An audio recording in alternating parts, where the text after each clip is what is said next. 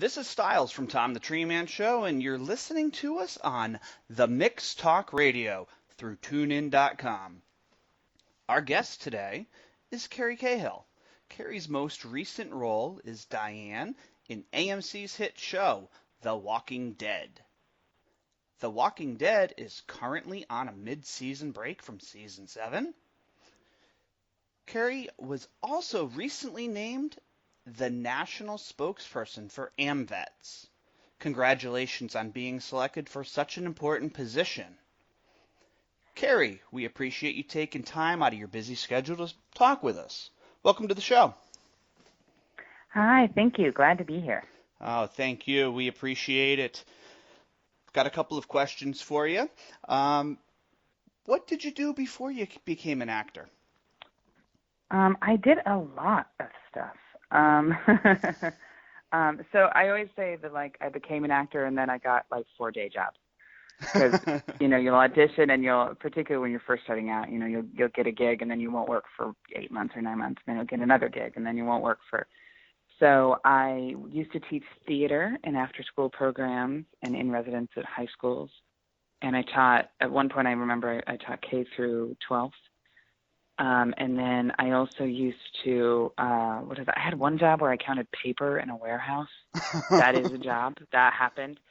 And then I also used to do corporate lighting. So, if you go to a concert, you look up and there's a huge metal beam and there's a bunch of lights on it. I used to help do that. Oh, wow. What else did I do? I waited tables a lot. I bartended. I cocktail waitress. Yeah, just a lot of stuff. Just a lot of random jobs. I was a barista. Yeah. Wow. Yeah, a lot of stuff. Yeah. Yeah, starting out in the All acting that. business can be very challenging, and like you said, I got something. Okay, and then months go by, and then Yeah. maybe get something else, and then months and months and months, if not years, go by, and Yep. it could be very struggling to find work. When you're hot, but when you're cold, you're ice cold, unfortunately. Yep. How did you Exactly. like working in a warehouse counting paper? I will say the women I worked with were awesome, but what it was we were counting how do you say it? Basically the DARE program style stuff where they make anti-drug cartoons and things and coloring books for fourth and fifth graders to do sort of drug use prevention and things like that. So that was what this company did, and we were in charge of counting the coloring books and counting everything and worksheets to put in the boxes and send. So, and they were, because it was for kids, there were marijuana-saurus and characters. It was very Aw, interesting. Yeah. But that's pretty cool. it wasn't actually that bad. It was just, yeah, it was, it was really hot all the time, but that was Yeah, also, it's New Orleans. and And it was, warehouse. but yeah. Yeah, warehouse. But all the Drugosaurus characters were really funny. That's cool. They'd draw this Brontosaurus cartoon with really red eyes, and that was the one that was the marijuana-saurus. It was, yeah, funny in a dark way, but funny. Yeah. I see the humor in it, but it's cool. Yeah, No, the exactly. DARE It was program funny, is and then it wasn't. Yeah. yeah, the DARE program was great when I was growing up. I think it helped.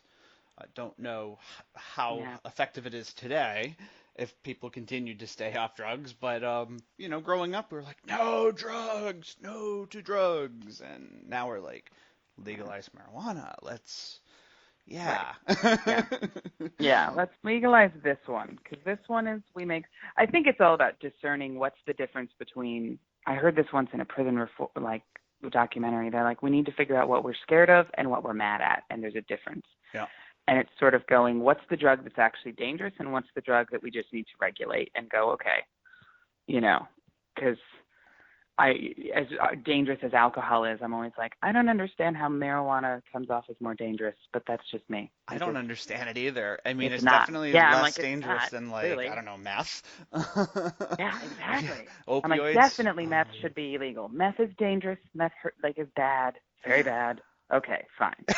But pot, I But, don't really know anybody who was stoned on pot, just pot, never mind laced with anything, just strictly marijuana, that really was wanting to hurt people or, be violent. no.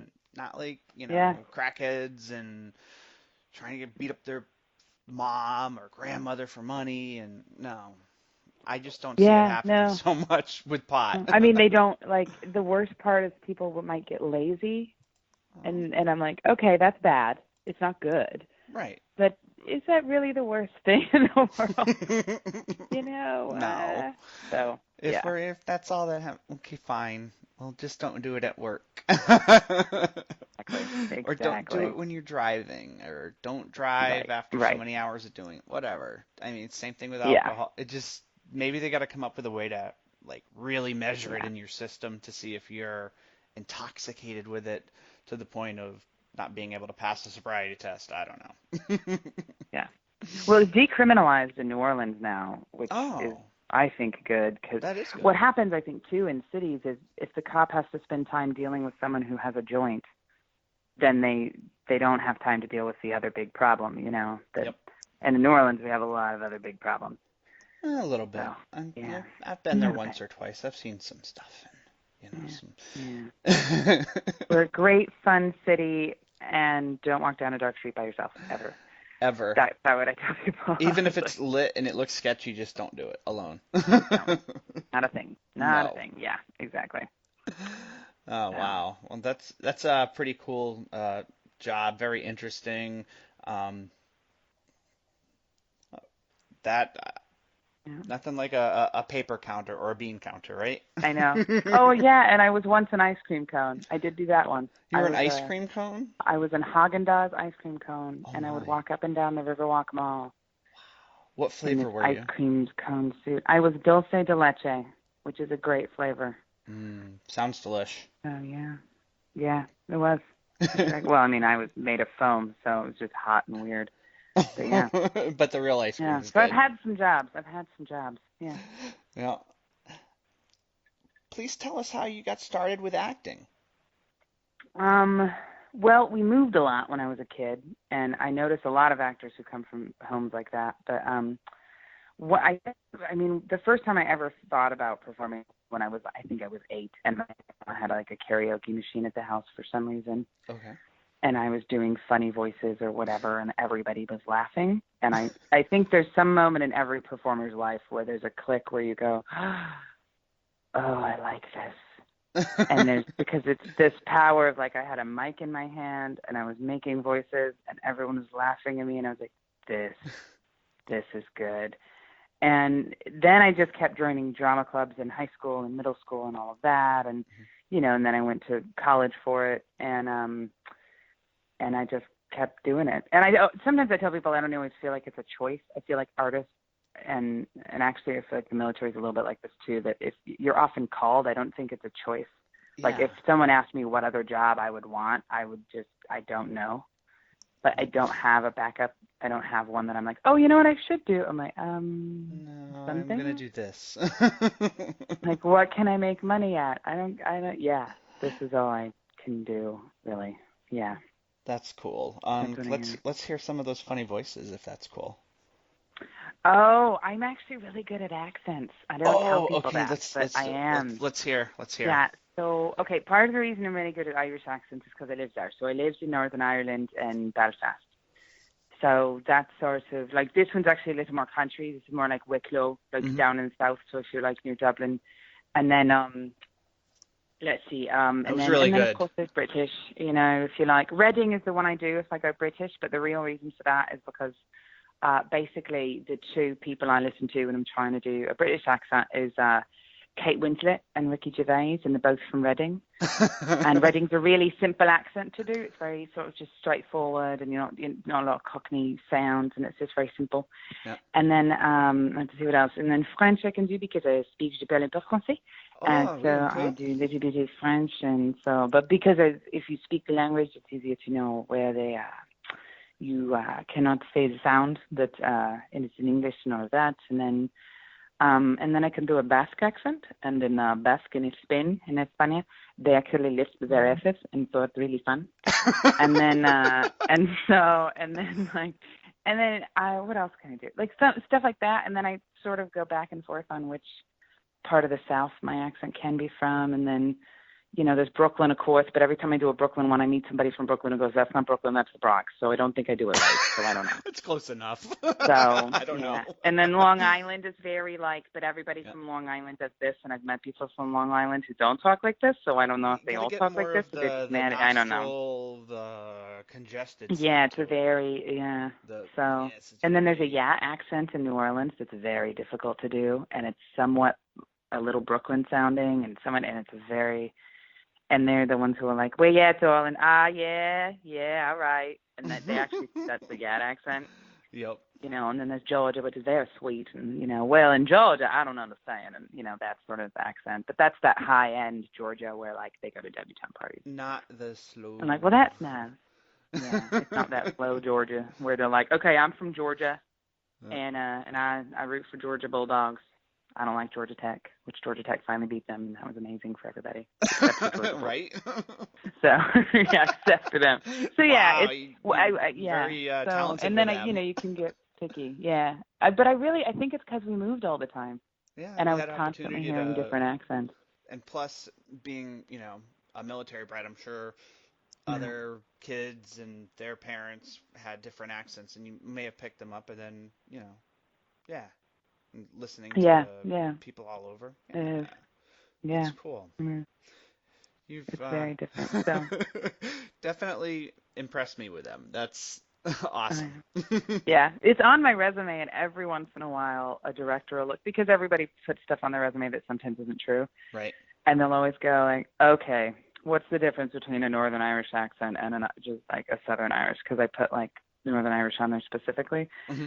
And when I do it, they're always like, oh, okay. Like, I'm like, no, that's okay. I'm like, I can actually do it. I'm not lying. Not this time. Yeah. So it's really funny. That is. It's one of those weird talents that I don't and so it's hard for me to teach. Like when I was teaching theater, I can teach a ton of stuff about it, projection, vocal work, all this stuff. But if you ask me to teach somebody how to do a dialect, I have no idea how. No clue. Because I just do them. Yeah, I don't comes have, naturally to you. And I know where they land in your mouth and how to make it more poignant and stick to the sounds, but I'm not as on point as like I couldn't teach it to somebody.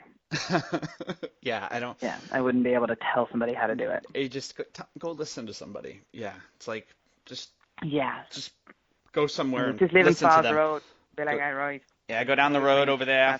Go down the park. Right, exactly. Yeah, over there. Yeah. Yep.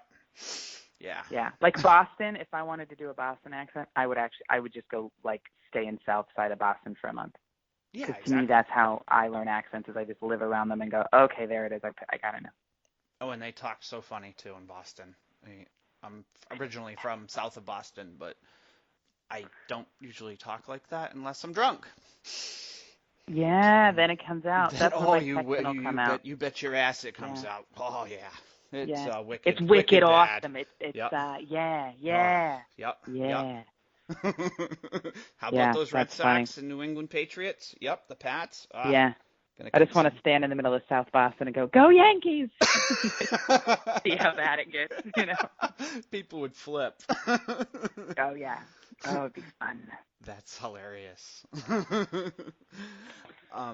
What other films and shows have you had a role in? Quite a few. I saw that. I was thinking about this question because I get asked this a lot, and I was like, so trying to think of like the most recent ones.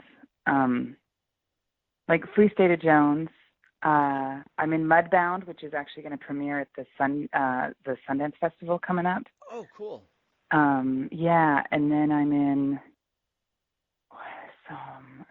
There's one that I'm not telling anyone I'm in yet because I want to make sure I'm not cut out of it. I'm like, wait a minute. Let's see if my scene makes it in there. Yeah. And then there's let's see. I did a good guest role on NCIS. I did one of those, and then I was in a movie. I was in a movie with Paul Walker way back. Oh wow. That was actually. I was kind of happy I got to work with him before he passed. And no, that's cool. Yeah, and then I've done a lot. It's sort of bebops around, but those are the ones that kind of have stuck with me, I think. Oh, cool. Mostly. Well, yeah. I definitely loved the movie Free State of Jones. Oh, I'm so glad. Yeah, that was a pleasure to make. Yeah, it's to me, it's Yeah. like, why don't we really put real history in our history books? Because we put lies in there or only half truths, and um, Yep. because there were a Yeah. lot of Southerners that were poor and were not for slavery because they obviously didn't own slaves, but they still thought people should be free, and um, Right. just doesn't make any Yeah, there were sense. a lot like Newt Knight. There were. He was not unique at all. Yep. And not that he wasn't unique as a person, but just that the rebellious spirit of that. It's really an oversimplification to say that everybody in the South was against everybody in the North. Like, No, that's just they weren't. not Yeah.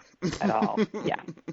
And to assume everybody in the North was also not, because there's also that assumption, right, that somehow everyone in the Oh, North was the war wasn't even was about against slavery in the slavery first and place. fine. And I'm like, Yeah, that's not. Yeah, yeah. It it was was just the whole Civil War wasn't even about slavery initially. I mean, that was just one of the positive outcomes of that, but it was about, breaking up the Union. Um, Abraham Lincoln didn't want the Union to break up because that would have been very bad, and so that's what it was about. And we also, in turn, made, freed the slaves, which was very important. I think that would have been I don't know, maybe more of a sticking priority for number one versus letting, the Union break apart. But that's just my opinion. well, I always think what it is, and I haven't actually seen Lincoln yet. I need to watch that, but Oh yeah. it's like I look at today's current politics, and I'm sure it hasn't gotten any. I don't think it's actually less complicated. I think it's the same in terms of political views and so sometimes I often go, I'm sure for Lincoln that war was about slavery from the beginning, It could have but been. I'm sure for other people it wasn't. Like, it's one of those, I think everybody picks, it's one of those where this is the history issue, right? You want Hmm. it to, well, let's talk about the entire complex issue, because I remember when I read the Emancipation Proclamation when I was in high school, I said, wait a minute, this didn't free all the slaves. And my teacher was like, no, no, no, this is the thing. And I said, wait, but it says it's only affecting the states that have not surrendered to the Union yet. So this wasn't the final act, and it wasn't. I think there was another act after that that actually Yep. officially did it. And there's just all these complex issues around it where we oversimplify it, like because we need to teach it in third grade, and I'm like, don't do that, Third, you mean kindergarten? or whatever. Yeah, Yeah. I'm like, make sure people know it's more complicated, right? Yep. Exactly. And I don't, and question it, because I think what you can do is, if you can't teach the entire history, at least you can tell people, look, this is the tip of the iceberg, and you got to keep digging because there's so much more here. You Yeah, know, that's the truth. Speaking of the Free State of Jones, how did you prepare for the role? I read. There's a great book I read by, what is her name? I'm going to look it up right now because she's just a great lady. Uh, um, and I read it, and I will tell you this: I learned more about the Civil War in her book, and all she did was tell the simple story of the Jones County Boys and Newt Knight. Wow. And she talked about the conscription acts, the acts where if you had owned more slaves, your sons could stay home, versus if you were poor and didn't own anything, you had to go. She talked about Robert E. Lee, that at some point anybody who deserted was treasonous and was given death, like, and he ordered that, Mm. So but I learned more about the Civil War on the South side. I say the South side like it's Chicago, but the South of the U.S. I was like, wait a minute, Yeah. from her book, and it was just because it was one of those, like, the People's History. It's Victoria Bynum, Wow. Bynum, and because that's the point, is if you take the history from a citizen's perspective, the way they're affected by the bill, you actually get to see, rather than some list of this is what passed during the Civil War. Yeah, because we don't actually know how it affects that person until we get it out of their mouths, because how it may have been intended to be, well, doesn't always make it that simple. There's a lot more complexity to it. Exactly. Yeah. Yeah. And it was incredible. So I read that, and then of course I go back and watch a lot of Ken Burns' Civil War documentary stuff because he did a really good job of that too, of reading letters from people and reading, what was the soldiers' perspective on Civil War and what was it like for them. And then, as an actor, you do all that research, you do all the history, you do all of that. And I was also lucky. I grew up partially in Montana. Like, we would go back there for summers. Mm-hmm. And we would go to, like, my grandpa's fishing shack cabin he'd made that we'd added on to. Like, whenever you say cabin in Montana, I think people get a very rich idea of what you have. And I'm like, no, that's not. It wasn't like a log cabin, but it was more of like a... we didn't have running water there till I was 12 or 10. I think it was 10. Yeah, like it was a log cabin in the woods where all the other, like, guys who like to fish in Montana built cabins. So there's a lot of others there, but now we have a running water. But anyway, I learned how to use a wood stove when I was 5, which is not normal. Like, I don't know anyone else who knows how to cook on a wood stove.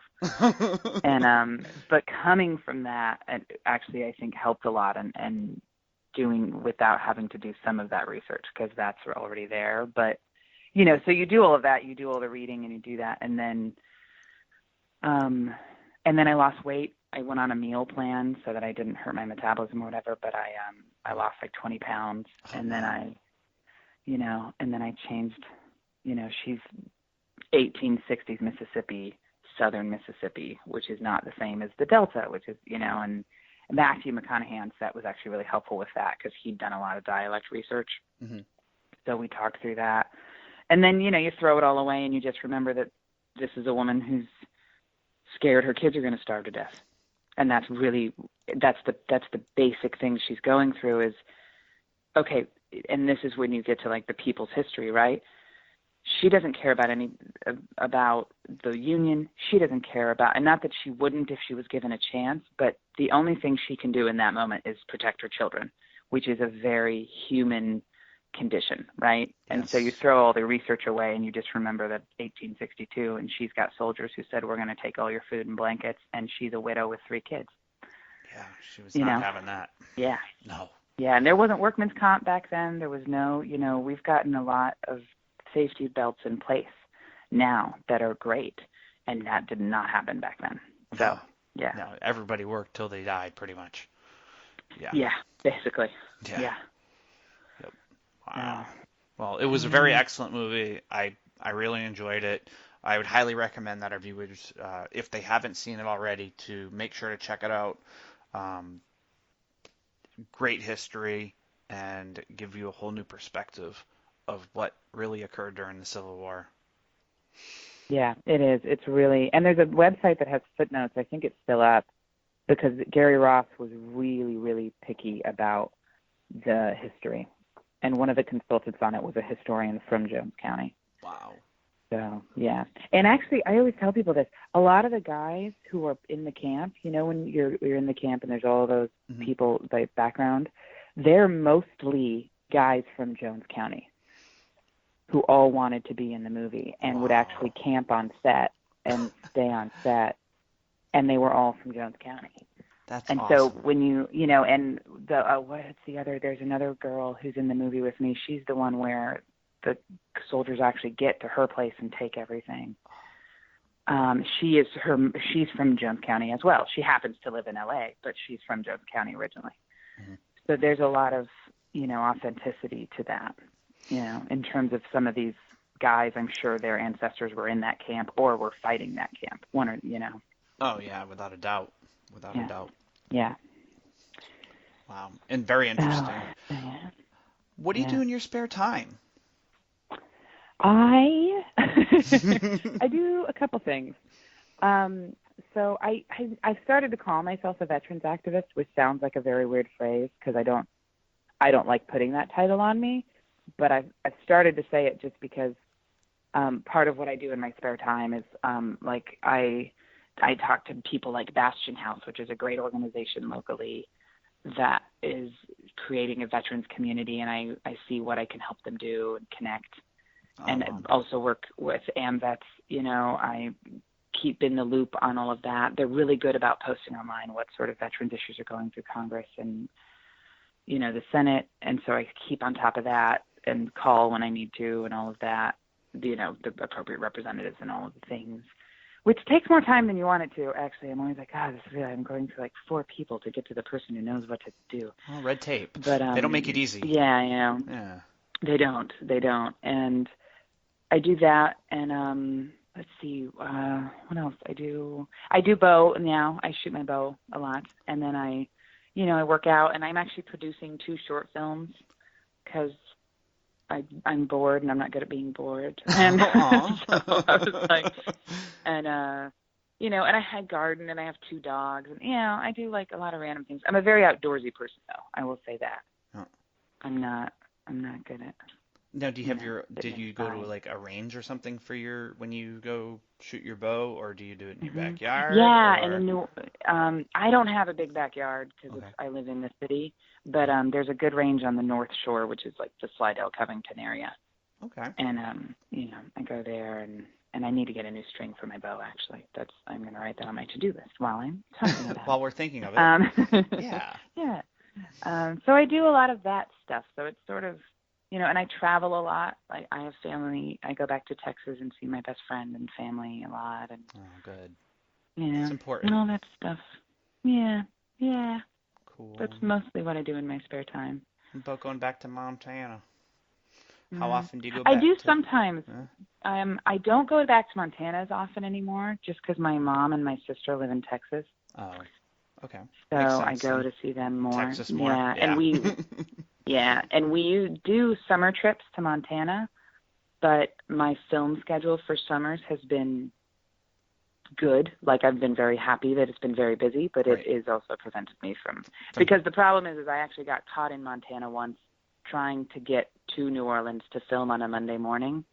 Oh. And because Billings doesn't have a lot of flights out, no, they don't. There was a tornado that hit, and I had to take like 3 different flights and a red eye to get to New Orleans at like 9 a.m. because everything got delayed, and it was a mess.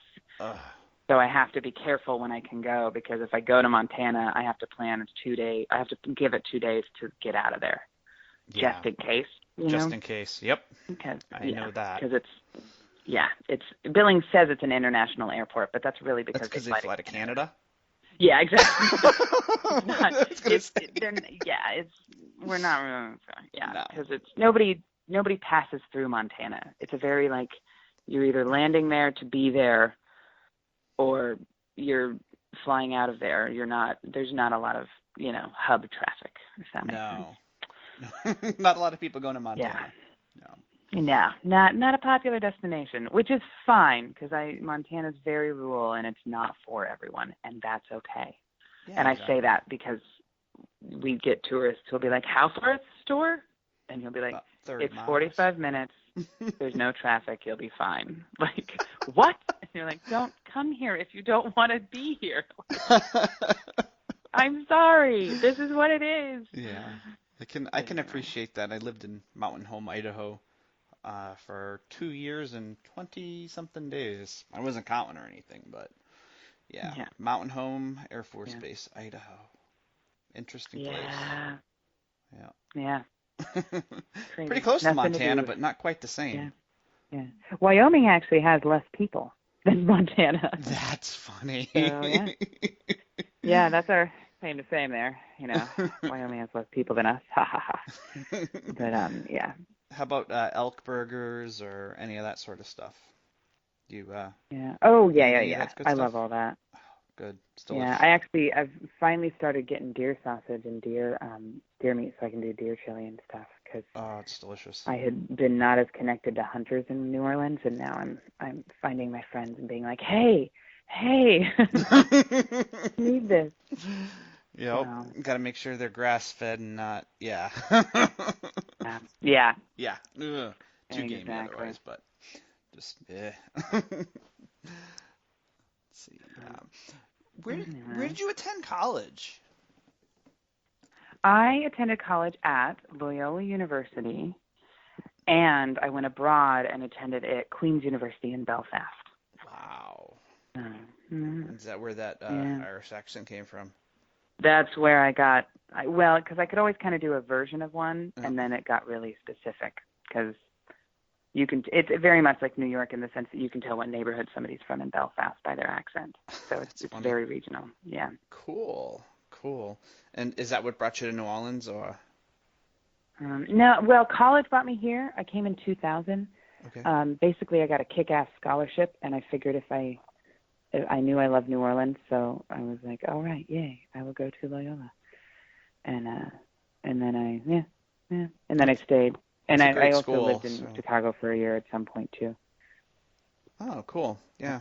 It's Yeah. a great school. Yeah. Heard a lot of good things about it. I think, didn't you work with It is. somebody on The Walking Dead who was a Oh yeah, she professor teaches there? there. Anne. Yeah, Yeah. Anne Mahoney. She teaches there actually. Yeah. Yep. And I have actually gone back and assistant directed before. Yeah. Cool. So. Awesome. Yeah. So it's been good. They're a good school in a very I had philosophy classes there that were just amazing.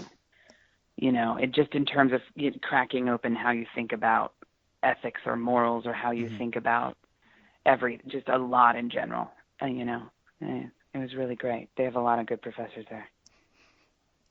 Yeah. Cool. Heard a lot of good Yeah. stuff about that university, and Yeah. that's awesome. You got a kick-ass And they're scholarship. small. School's For so me, I so needed a small expensive. because Oh, I know. The scholarship was what made. I mean, that's the reason I could go.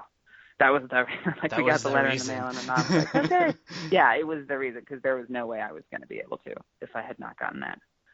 Yep. Yeah. So make good grades in school, kids, and be in activities. Lots of Make A's and activities be in and activities. great grades. And you'll get a scholarship. A's. Yeah. Yeah. That's all right. If you want to laugh, my son, I won't mention his name, but when he was a sophomore, he decided that he wasn't going to do any of his assignments in English one semester. Actually, Uh-huh. yeah, and he would get A's on all the tests, but he just wouldn't do any homework or do any spell work, whatever. Got an A on his final exam, but he still failed the class. I mean, Yeah, how because do he you do didn't do his that? work. That's Yeah. You're too smart to be like just sitting there with your thumb going da da da da da, listening and not wanting to do anything. And then when it came time to prove you learned it, but you weren't doing everything with the class. So yeah, you're dumb. Yeah. Yeah. Well, that's the thing, right? I was at a basketball game once, and my uncle told me, he said, you get the hustle shot. And I was like, what's the hustle shot? He said, you run down the court even though everybody else is sort of jogging, and you get the ball first and you get the shot. And I was like, oh, okay, fair. That's the hustle shot. Because it has nothing to do with talent, because everyone else could run faster than me. I was just the one who was running at full speed. And so I would get the hustle shot. And I was like, okay, that's what it's called. All right. Yeah. The hustle shot. That's Yeah, funny. I was better at blocking people out than everybody else, but I would run as fast as I could anyway.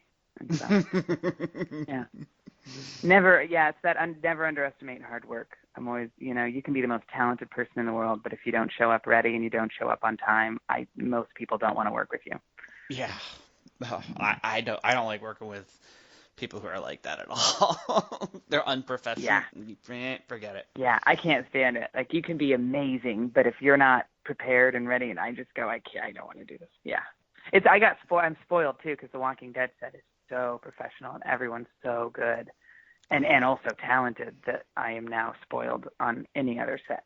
So Oh, I've I'm heard that. my standards have been raised. Yeah. Yeah. That's amazing that just the crew, the cast, just the best. I mean, you don't Yeah. get 47 Yeah. million viewers on one Sunday night for 2 hours for nothing. I mean, that's just Yeah. incredible. Yeah, it's crazy. Yeah, because I think I remember when my episode aired, because I hadn't really been allowed to tell anybody. Hmm. I did have like a flash in one of the trailers, and I think some friends saw it and went, "Wait, I think I see you." But I was keeping it really quiet just because it's, you don't. Your I disclosure the whole point of watching agreement a show is to have no yeah. spoilers, right? Yeah. And the NDA they make you sign is, you've got to honor that. But Yep. but then it aired. And then I was actually doing a one-woman show at Loyola. I was for Southern Repertory Theaters in the residence there. Mm-hmm. And I got off stage, and my phone had gone just insane. And I was like, what is happening? Because I didn't know what to expect after the first episode aired, and that I was in, and I was like, what is going on? And it was eye-opening, because I was like, how many millions of people saw me tonight? That's insane. Like, to really think about that number in a real way. And that's just the U.S. Oh, yeah. So, like, I've gotten, I'm glad I speak some form of other languages, not amazingly, but well enough because I can understand most of what other fans are saying. And, like, I know people who speak Russian, so that helps, because that whole alphabet's its own beast. Word? But it's been nuts. And I was like, God, I forget that millions of people watch that show every Sunday. Oh, yeah. We're dedicated to it. It's... Mm-hmm. If we're not watching it, there's better be a really good reason why. Because no, we're watching it. I don't care what's on. Patriots, no. Red Sox, no. We're watching The Walking Dead. Oh, your what ESPYs and all this other Happy Award crap. My wife likes to watch. No. She's not watching that either. We are watching The Walking Dead. Like, nope, not happening. Yeah. No, and she's addicted but I mean, to those shows. It's a really well-made still show. Loves. Yeah, it's fantastic. I mean, it's just, I can't believe 7 years it's been on. Love the show. Yeah. One of our listeners, Lexi, she's an Army spouse, an Air Force veteran, and also a mother. She wanted to know what it was like growing up as an Army brat. I say it was great. I think I was reading something about the other day, because this fascinates me. There was a sociologist article. I read a lot of random things about military children, and they've actually, in sociology, apparently they actually studied military brats specifically because they raise differently, just from the fact that they have to move and the protocol, everything like that, right? Yep. So I was reading it, and it was like, these are 10 things they've noticed about military children. But one of the things that actually stuck out to me that I loved, actually, because there was one that was like, oh, yeah, I don't know how to unpack. That is true. Like, I leave things in boxes because I'm like, I might move.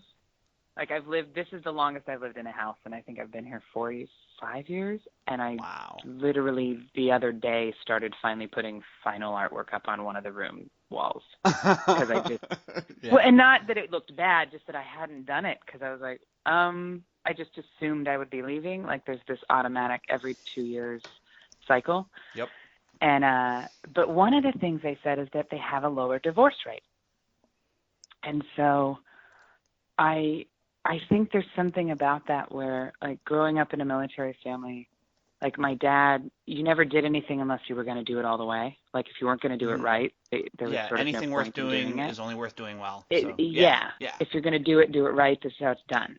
Exactly. And so I think moving around was incredible. I think what you miss sort of like I know a lot of people have like childhood friends that they knew when they were 5 and they've been friends forever, and I don't have that. Right. But I still have really good friends, and I'm fine, and so there's things you miss, but I think I really enjoyed it. I think I liked moving. Like, I still do. I still travel all the time. Mm-hmm. And I'm a lot less scared to travel. I think it gives you a fearlessness if your parents do it right, Well, yeah. That you really can land anywhere and make it, that you're going to be fine. Exactly. You got to be the person that doesn't just sit and talk to your American neighbors, or, if you're overseas, you actually get out and do things and learn the culture, learn the people, make friends, and make the and best learning of to it. deal with adversity too. Like, I think I'm like, I remember in college I would have moments where I was like, why is this a big deal? But it's because I grew up in a family where just adversity was dealt with very, not simply. Well, yeah, simply. You just get through it. You handle it. You do it. And I think that's from a military brat thing. If you've got to move, okay, we pack up the house, we move, you just do it. And so yeah, I think there's things I've gotten out of it that I've realized have helped me through so much more of my life, particularly acting. I mean, you get rejected all the time in terms of you just don't get the part, and it's got nothing to do with you. No, it's just, hey, You know, the it is what it is. the Yeah. 3-year-old picked the other headshot because they were smiling or whatever, and yeah, or Right. Like just I remember yeah. my freshman year, I was staying with my grandma because my dad was training for a job in Russia, and something he had because he could get a high security clearance. He was going to be medical care over there, Mhm. and I think maintain his National Guard status. I don't know. There was all these. I was younger at the time, so I wasn't all aware of all the details. But because it was part of the treaty after the Cold War too. That's what was going on. Wow. And I remember he didn't make any of my basketball games, and he didn't come to any of that stuff. And then when he was in town, he made he made what he could. But I think I remember I never took that as like, oh, but he doesn't love me. I never did that because You knew where he was. what I was explaining to, I knew where he was. And I was explaining to a friend of mine, I said, I think military brats understand from the, early on that there's just things in the world that are more important, and it's not a personal, it's not, Yeah, has it's nothing not to do that they with don't love anybody. you. It's because the priority it's just, this is what it is. This is national security. This is right. The priority. Yeah, priority. Is Yeah. treaty, and it's a big thing. And so, with only 1% of our nation being connected to military right now, I sometimes wonder if that's one of the reasons where, and I'm very careful of how I speak about this, particularly with what day it is, but it's okay. If we as a country are getting worse at connecting to each other because I think we see each other as so different, and we don't have this ideal, we don't have this what's more important than all of us, and the bigger picture of things. We always talk about like the greatest generation of World War II, right? Well, part of the reason I think they were is because, I was watching an interview with Betty White, and she was talking about her career. Oh, love Betty White. And she got to 1945, and she said, well, and then the war came, so we all did this, blah, blah, blah. And she just so automatically went, well, so we all did this, we worked in factories, and we did this. Okay, so then the war ended, and then we went back to TV. I told somebody once, I said, I think if you ask the whole country, and I think everybody, I don't think there's a Republican or a Democrat issue with this or a divide, whatever. Right. If you said, we need you to ration coffee for our soldiers, or we need you to whatever, I think people would just flip out that they would have to sacrifice something. And I don't know if everybody would. I'm sure everybody wouldn't. But I mean, you ask, like, I think a lot of people might. Asking people to give up plastic bags. Just that. If we say, look, pollution's really bad, plastic bags are a major problem. It's not, I don't care what you believe, they're filling up the ocean. We need to get rid of them. Yep. This is true. I need them. I want them. Right, it's my right. Right. It's but I think being a military brat, I'm like, okay, there's a problem. We have to fix it. It's inconvenient. Fine, I'll do it anyway. Right. That's how I look at it. I got to show my ID card at the gate. I got to do this. I got to do that. Fine. This is what I got to do. Fine. Yeah. Exactly. Right. And so that's what I would say. That was a very long-winded answer. I'm so sorry for her. But yeah, so I would say her kids are going to be great, is what I would say. Yeah. Because I end up accidentally magnetic. Like, all my friends have USAA cards and stuff, and I'll be like, oh, and they're like, oh, yeah. That always happens to me. Yeah. Are you a USAA member for life? I am. Well, maybe not. Let's see if they give me a good deal on my car insurance next year. No. They have the pretty good rates in Tampa, I'll be honest with you.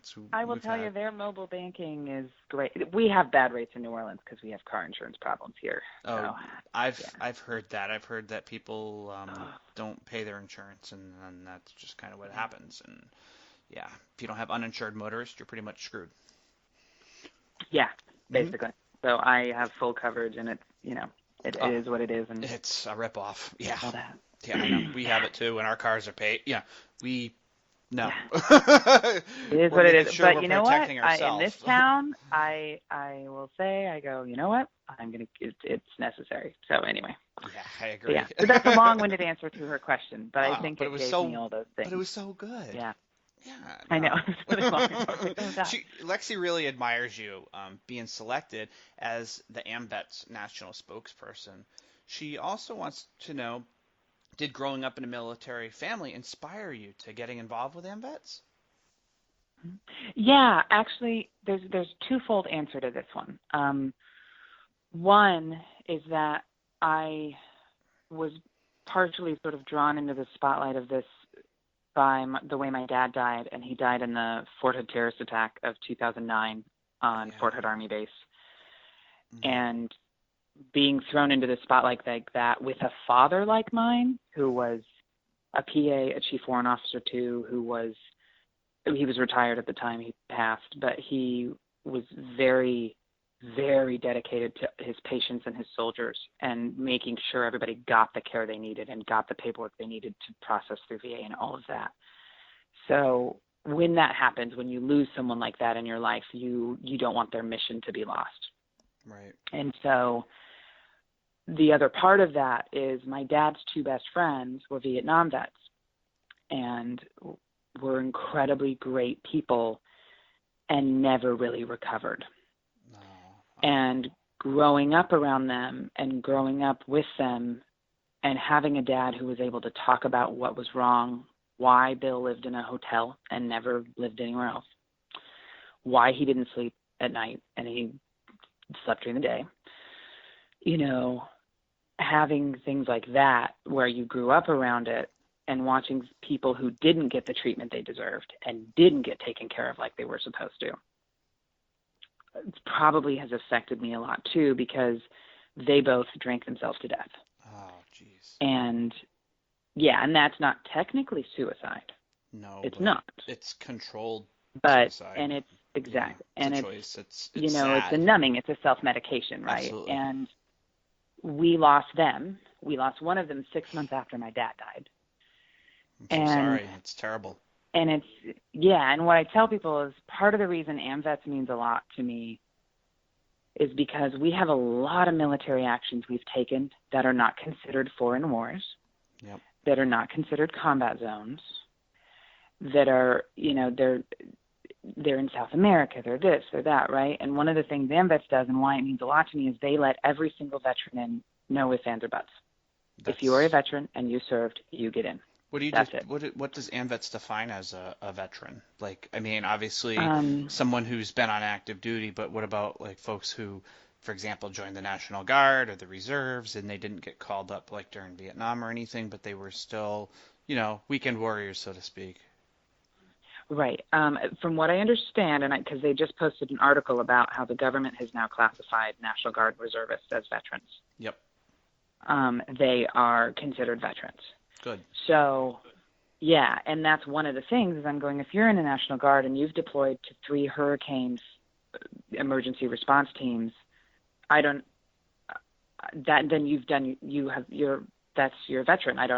And so I'm very sort of one identity with that term. Not to say that there isn't a difference, and I say this too, between a combat veteran, someone who's seen combat, versus someone who never had to leave the States, and I do think we have to work on, having special areas and appointments and people who can help combat veterans at the VA, which exists actually and is happening. But things like that, not to say that we don't have to talk about what the differences are between veterans, like the Vietnam veterans, just different statuses of them, right. Yeah, you got your you get your guy who went overseas and just didn't actually see action, kind of in the rear with the gear type thing, versus someone you get your lifelong Pentagon guys who've been, but who, they're the ones in charge of intelligence, working in an office trying to make sure the guy in Afghanistan knows what's coming. Yeah, okay, no, they didn't deploy, but they were still, their job was still very important. They're still there. They're still doing their service. It's still important, right? Exactly. So it's all about, we're all on the same team, and you need somebody who's airing up the basketball, you need somebody who's dunking the basketball, and you need somebody who's making sure the court is available the next day so you can practice.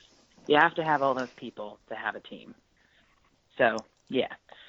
So that's how I got into it. Basically, is after Dad died, I just got loud, as Cahills are wont to do, and was, if you're going to put the spotlight on me, I was like, okay, well, let's shine it over here. Let's do this. This is what I want to talk about. And that's so what it's led me to is the Amvets spokesman position. I've been able to connect to a lot of great people around the country and sort of connect them with each other, because that's what happens a lot. And that's what led me to do it. And I think,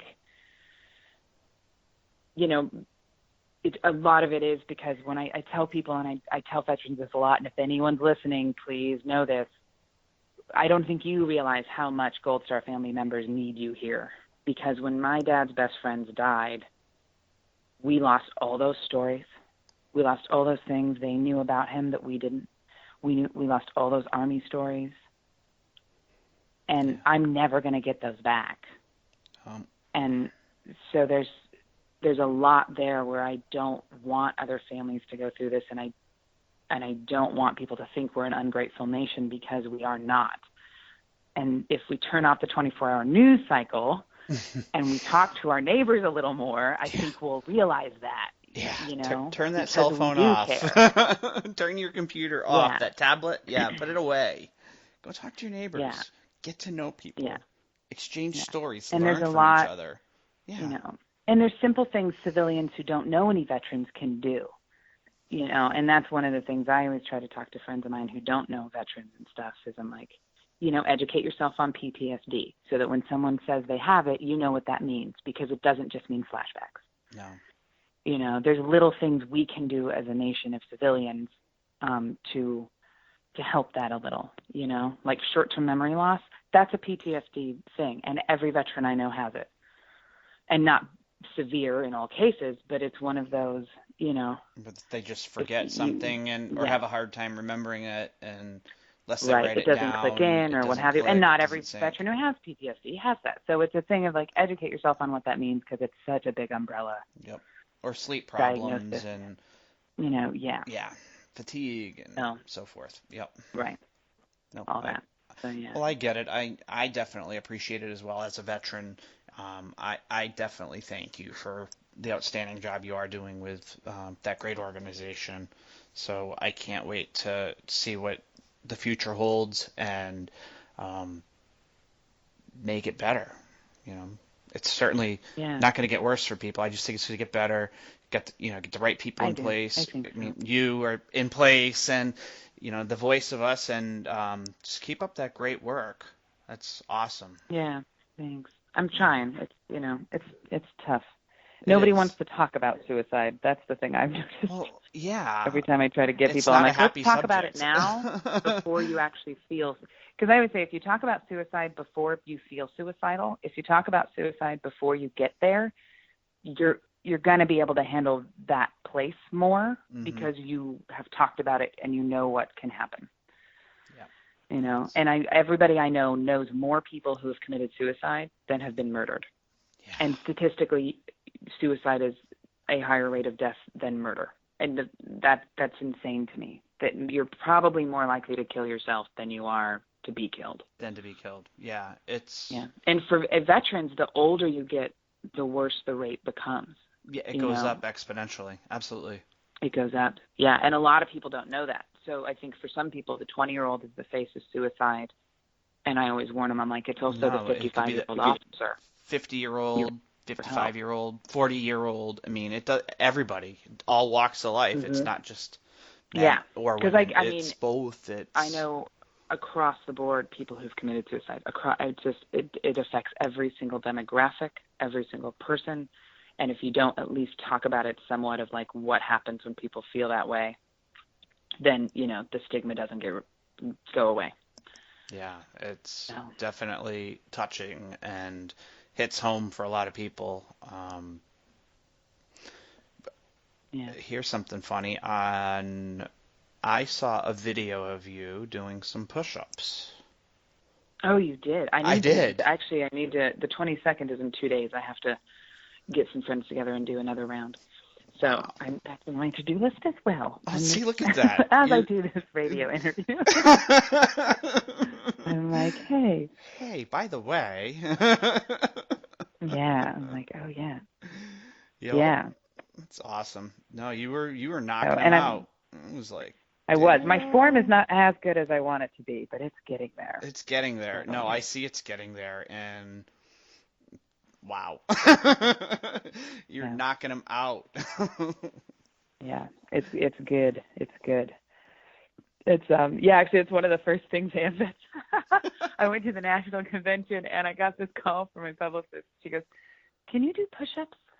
And I was like, "Yes. Are we doing this thing?" She's like, "They just want to make sure." I was like, "Okay, 'Cause they're gonna yeah, I smoke can you. do push-ups." I was Drop. like, it was a requirement. I was like, "I can do push-ups. All right, understood, Jim Pigeon, got it."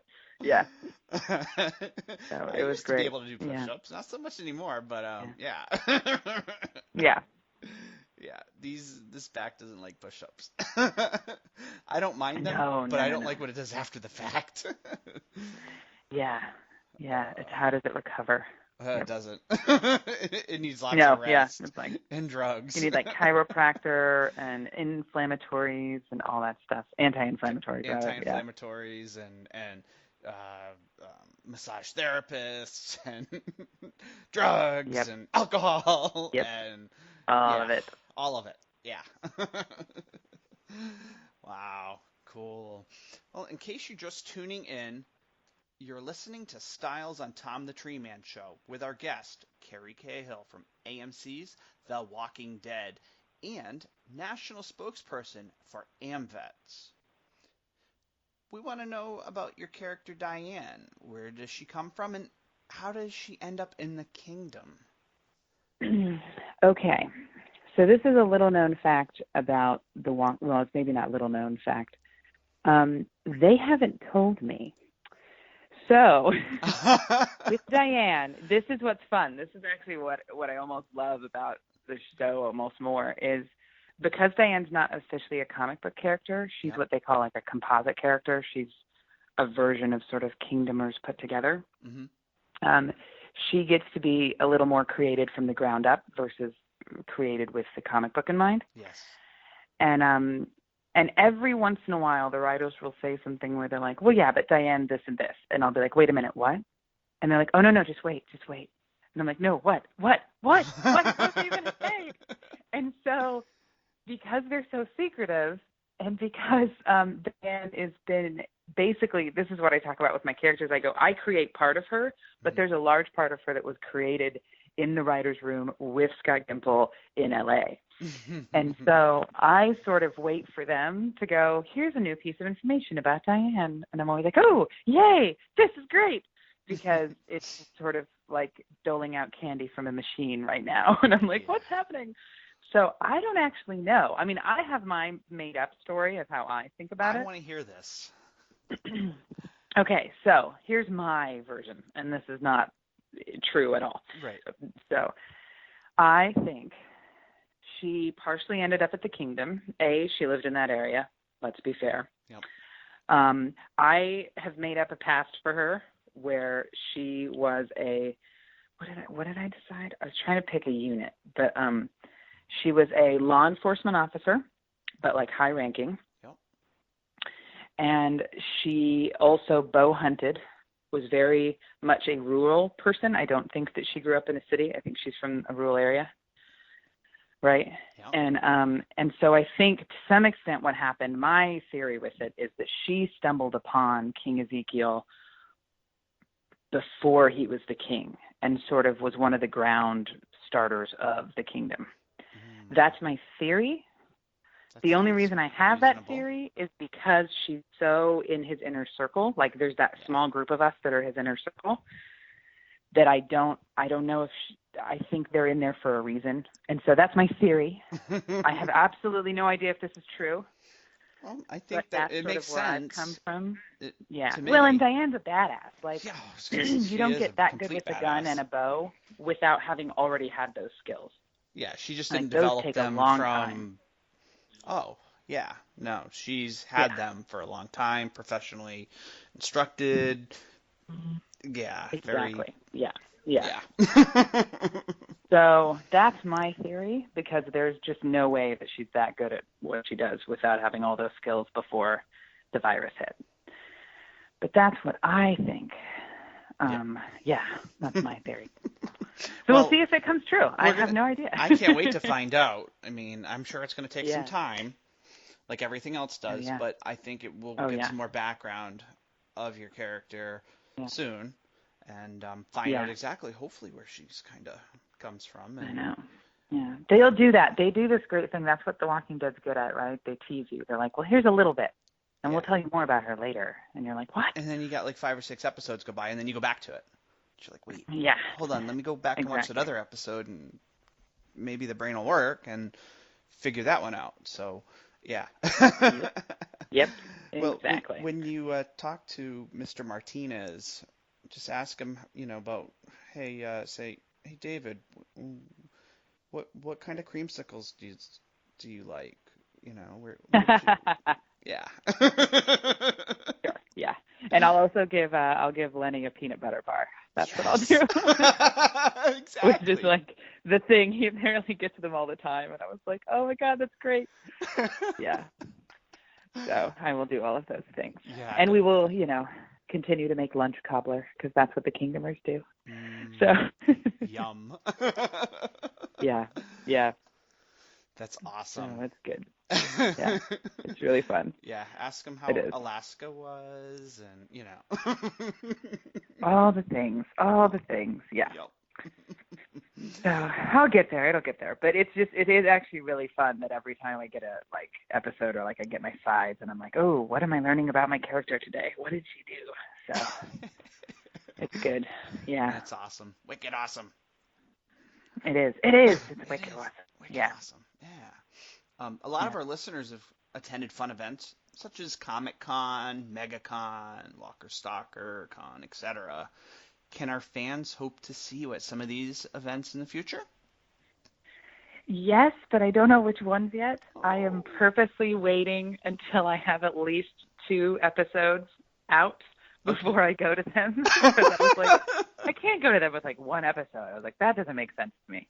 I was like, I'm going to wait. You can still go as So a fan. I'm I mean, figuring out all of the details and how to get involved with them. And there's all this some, the red tape behind it. And there is. Of how do you book them and all of that. And so I'm figuring that out. But I will be at them in the future. I just haven't booked me yet because I'm sort of waiting for more of Diane to come out. You definitely have to keep us informed and let us know, because I'll be there.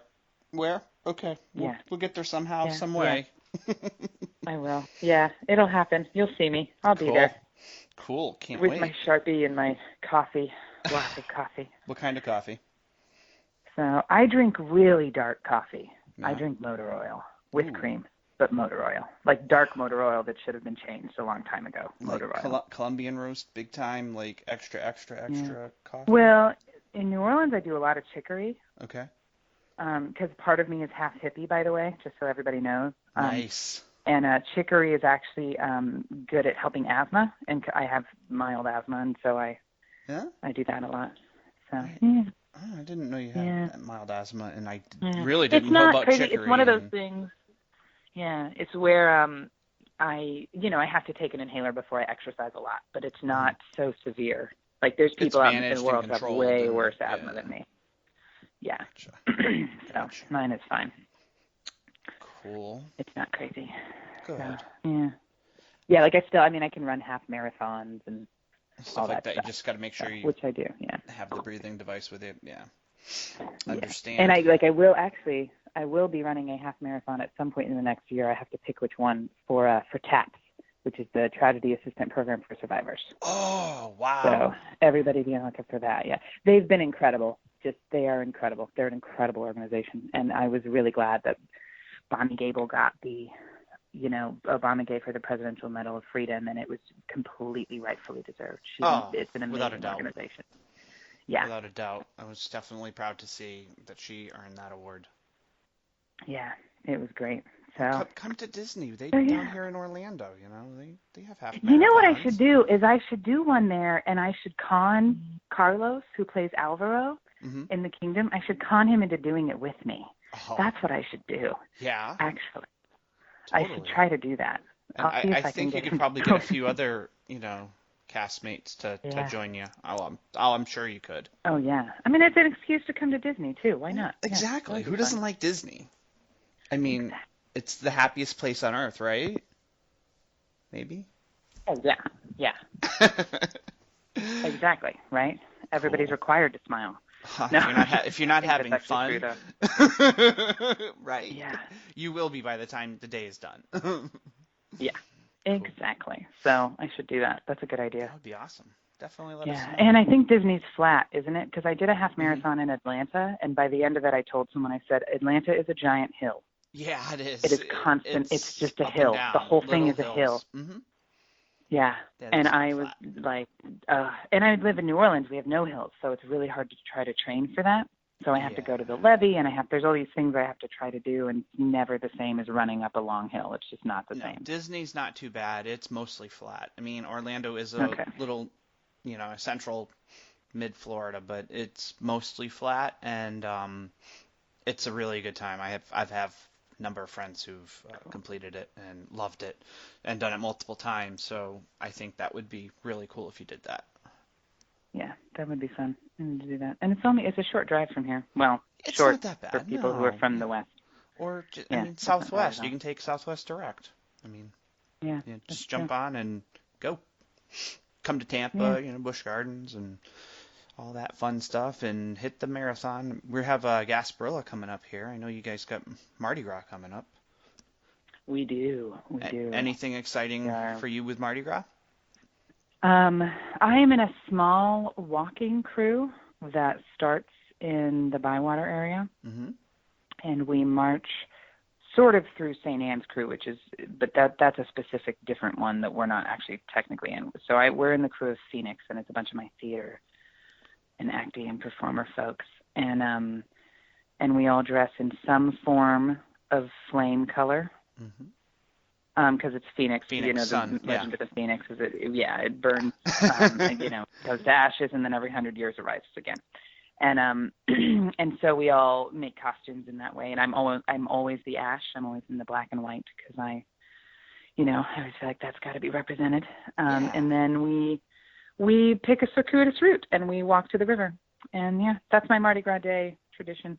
That's cool. And then the rest of it is up to the gods of where I go and what I do. But that part is Just usually kind of set. spontaneous and just go. So Nice. yeah, you gotta just like Mardi Gras gotta be free. You gotta be like, all right, we're gonna start here and then kind of go, and this will all be fun.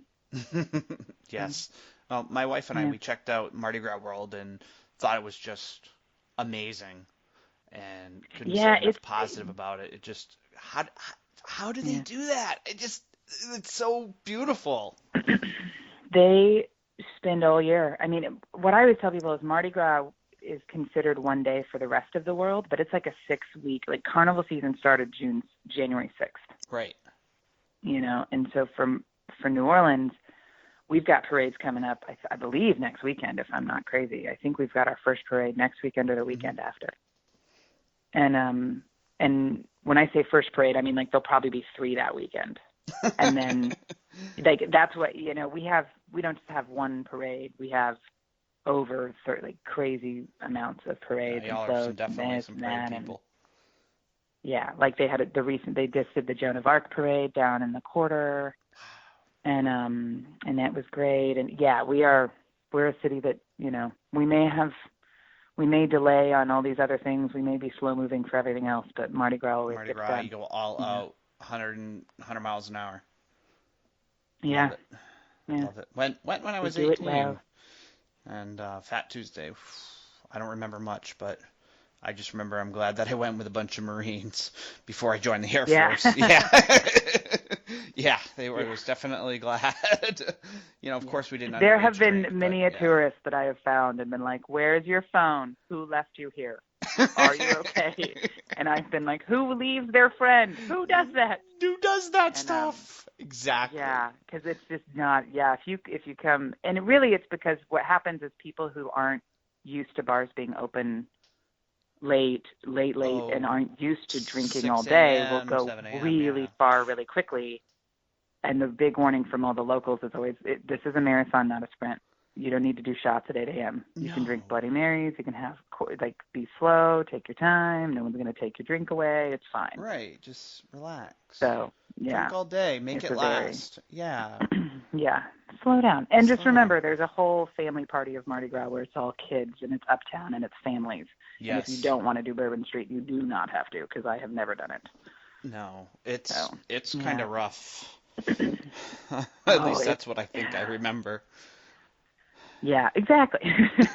I don't remember, I'm So, not yeah. gonna lie.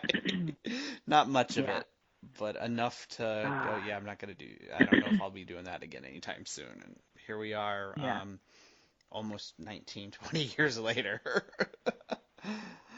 Uh, exactly. yes.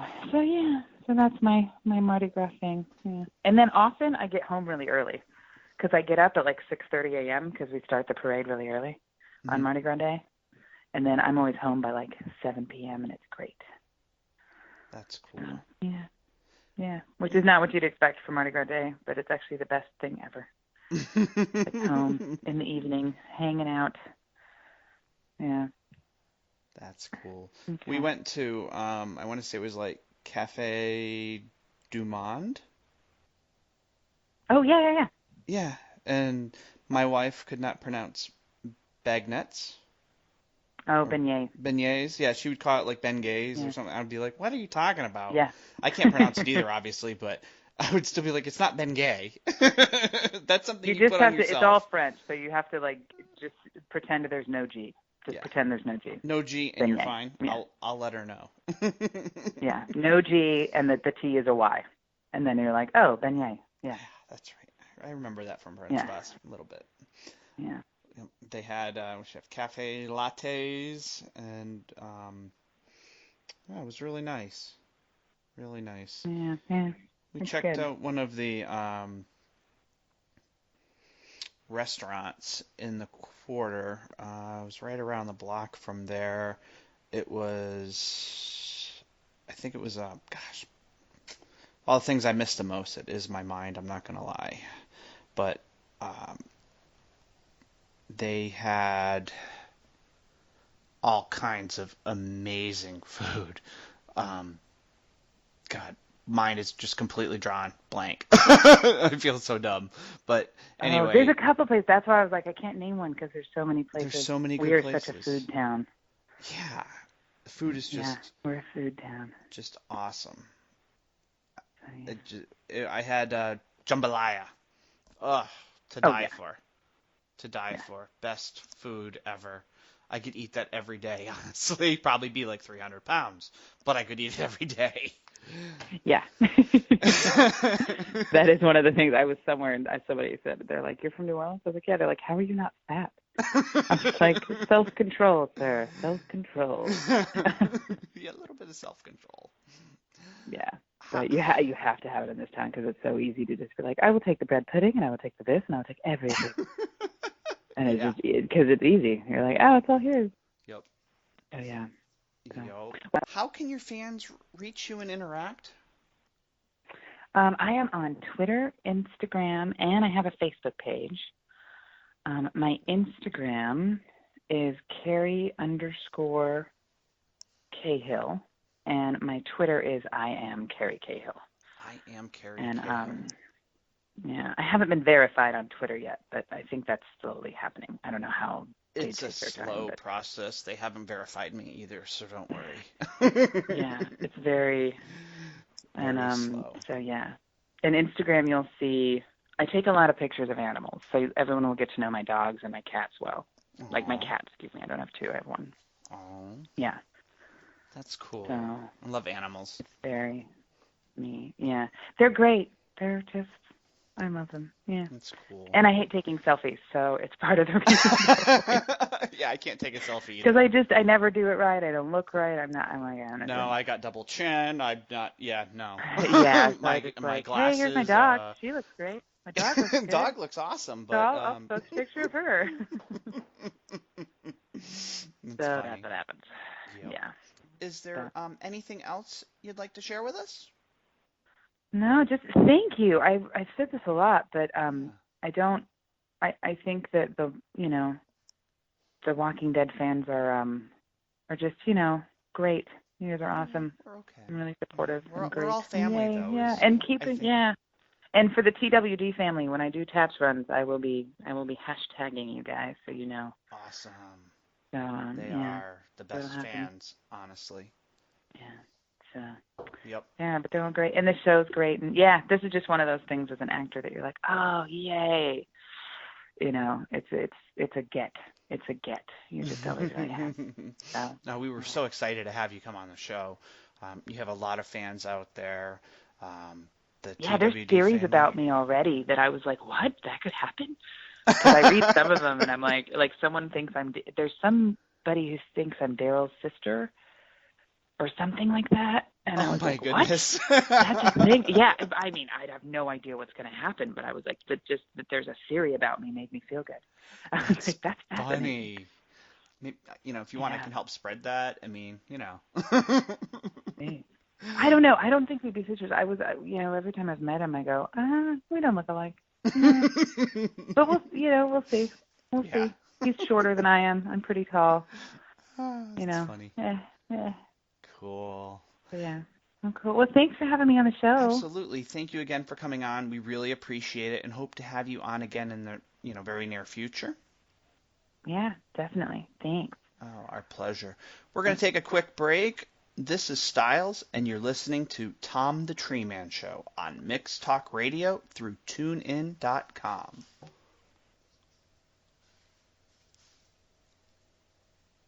Yay. Done. Awesome. Thank you so Yeah. much. Oh, thank you. And I'll keep you Appreciate it. posted. I'll have Tracy help keep you posted too on like veteran stuff I'm doing too. Oh, yeah, If you yeah, ever yeah. Or want to. feel free to reach out, whatever. I mean, you've got my Yeah. number. Send me a text, whatever. Oh I'll yeah, shoot yeah, you an yeah. email or, I'm not that completely weird, crazy Yeah. guy. Just a little bit, not a whole lot, but, Yeah. mostly But okay. yeah, but it would be good because I know Joe, the executive director of Amvets, has a lot of Mm. good stuff to say too. Like if Oh, we're ever good. doing some major push for something, I'll probably let you know. Oh, yeah, absolutely. We'll definitely be, happy to put it out on the show as well as, send it, word of mouth to all my, military families and friends and Yeah. yeah. So, Yeah. Yeah. We got to really stick cool. together. Well, 'Cause, absolutely, because if we don't, yeah. nobody else will. Exactly. I'm always like, I think we're the example right now. I feel like Yeah. I'm one of the only ones who hasn't unfriended people on Facebook the election campaign. Yeah, I You know, had to I was like, unfriend and block like one or two people, but they yeah, were yeah. I had just, one guy that might have unfriended me, but I refused to unfriend him, and I was like, look, you're getting really vicious and angry on my page, and I just need you to take this somewhere else. But I wouldn't unfriend him because I was like, nope, not doing it. I'm not going to be the But one. I think he unfriended me. I think he was mad. Oh. And all I had said, basically I said something to the effect of, I said, here's the deal. I said, we are a divided country. Over 60 million people did not vote for Donald Trump. They voted for these people, and I listed, Hillary Yeah, Clinton was among it, and right. she obviously won the popular vote. But Yeah. I was like, and what the Republican Party needs to realize is that what that means is that they have to compromise because we don't agree with everything they think. And Well, that's yeah, it. I said, they don't have to exactly. like it.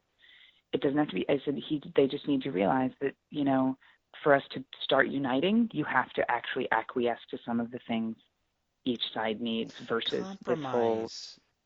Yeah, They've never heard it's of not it a in dirty word. DC.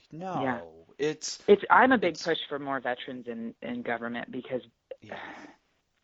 they would get things done because Yeah, it would the just be. NCOs are the backbone of the military, and then, Yeah. of course, your commissioned and warrants, Hmm.